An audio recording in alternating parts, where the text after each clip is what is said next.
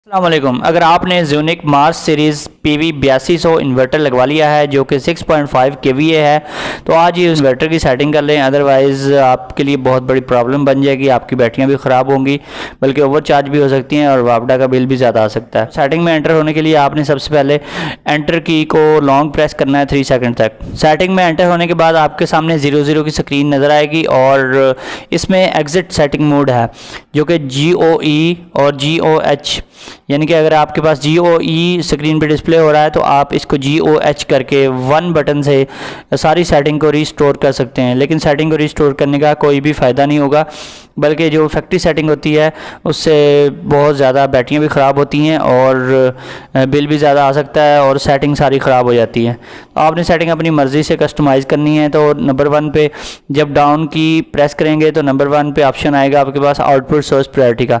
इसमें USB, SUB और SBU के मोड्स हैं 3 अदद।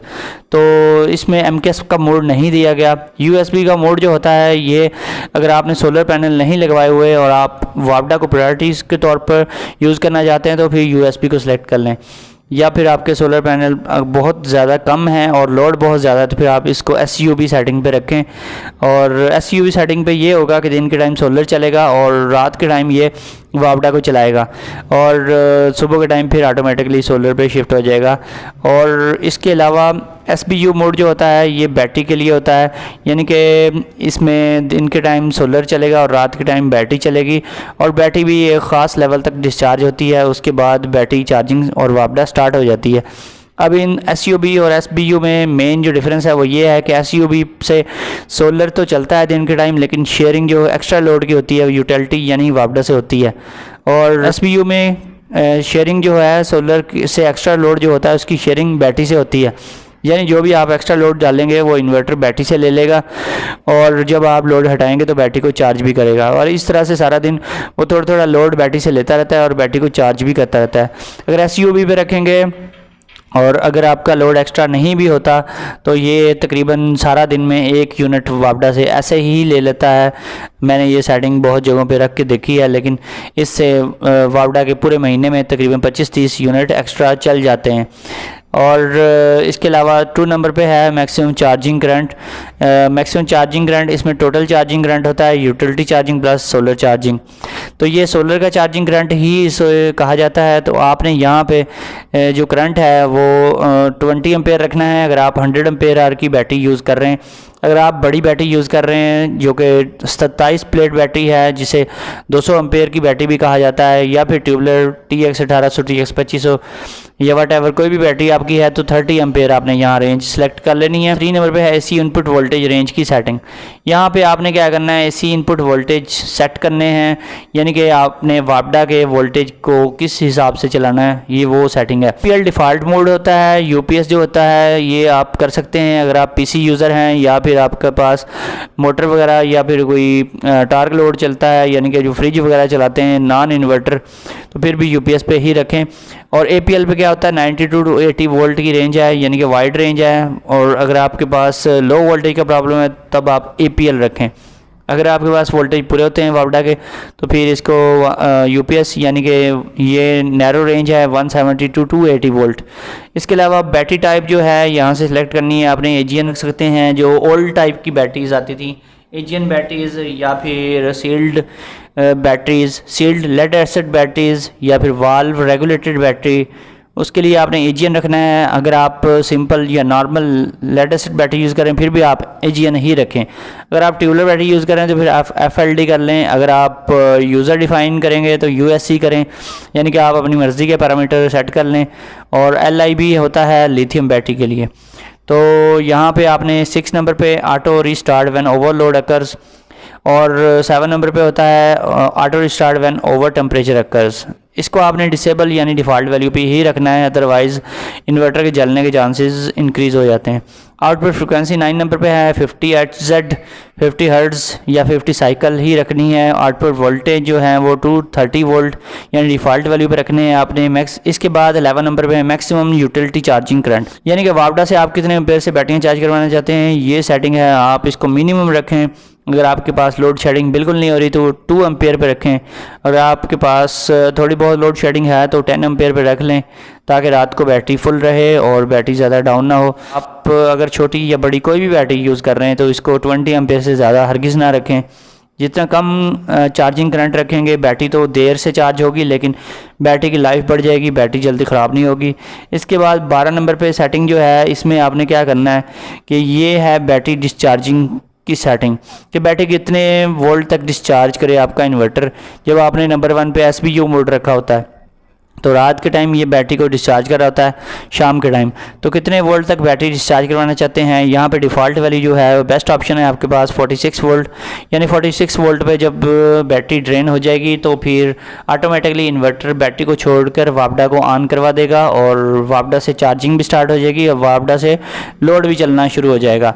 तो 46 वोल्ट पे इसको रखें। इसके बाद 13 नंबर की सेटिंग है, इसको आपने FUL रखना है, यानी कि जब तक बैटरी फुल चार्ज ना हो तब तक ये वापडा को ही चलाए रखे, बैटरी भी वापडा से चार्ज होती रहे। बैटरी जब फुल चार्ज हो जाएगी FUL पे तो फिर ये दोबारा बैटरी पे चला जाएगा, यानी बैटरी को यूज़ करना स्टार्ट कर देगा और वापडा को छोड़ देगा। तो आपने यहाँ पे FUL रखना है ताकि बैटरी अच्छी तरह से फुल चार्ज हो जाए। इसके अलावा अगर आप चाहते हैं कि सुबह के टाइम आपका इन्वर्टर जल्दी सोलर को पकड़ ले और ये वापडा को छोड़ दे तो फिर आप 13 नंबर सेटिंग को मिनिमम वैल्यू पे रख सकते हैं, यानी कि 48 वोल्ट पे इसको रख सकते हैं। 48 वोल्ट पे रखेंगे तो आपका सुबह के टाइम सोलर जल्दी स्टार्ट हो जाएगा और वापडा को ये जल्दी छोड़ देगा। इसके अलावा 16 नंबर पे है चार्जर सोर्स प्रायोरिटी की सेटिंग। चार्जर सोर्स प्रायोरिटी की सेटिंग में आपने चार्जिंग करवानी है किस चीज़ से, इस चीज़ की आपने डेफिनेशन करनी है। यहाँ पे CSO रखें, सबसे बेस्ट ऑप्शन है, यानी कि सोलर से चार्जिंग होगी दिन को और रात को होगी वापडा से। ऐसे NU रखेंगे तो सोलर और यूटिलिटी दोनों दिन के टाइम मिलकर बैटरी को चार्ज करवाएंगे, जिसकी वजह से बिल ज़्यादा आता है। OSO रखेंगे तो वापडा से चार्जिंग बिल्कुल बंद हो जाएगी, ना दिन को होगी ना रात को होगी, सिर्फ सोलर से होगी।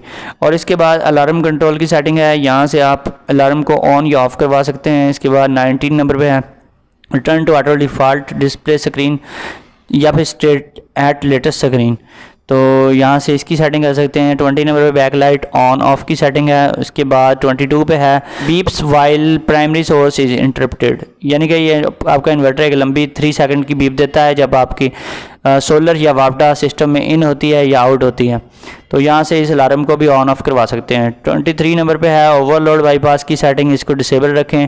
और 25 पे है रिकॉर्ड इनेबल या डिसेबल, इसको भी इनेबल रखें। और इसके बाद बल्क चार्जिंग वोल्टेज की सेटिंग है, मोस्ट इंपॉर्टेंट सेटिंग है, जिसकी वजह से बैटरीज ख़राब होती हैं या फिर बैटरीज चार्ज नहीं होती।